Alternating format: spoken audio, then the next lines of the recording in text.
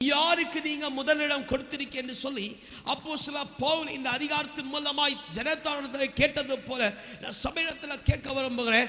நடத்தப்படுகிற மேன்மையான காரியங்களை ருசி பார்க்கிற உன் வாழ்க்கையில நீ யாரை முன்வைக்கிறன்னு சொல்லி ஆண்டவர் கேள்வி கேட்கிறார். அல்லேலூயா, அல்லேலூயா, அல்லேலூயா.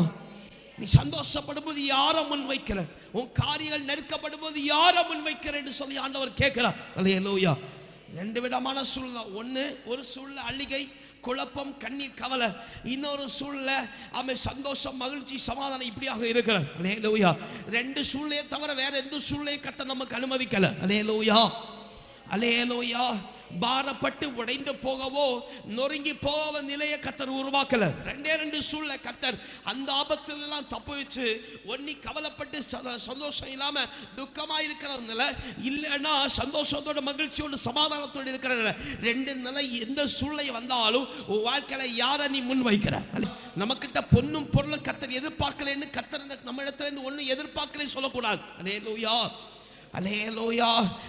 நாம் நினைக்காது, நாம் கேள்விப்படாது, நம் சிந்தனைக்கு அப்பாற்பட்ட மேன்மையான காரியத்தை நம்ம வாழ்க்கையில கர்த்தர் செய்கிறான்னு சொன்னா அவர் எதிர்பார்க்கிற ஒன்று காரியம் உண்டு. அவரை நாம முன் வைக்கணும். அல்லேலூயா.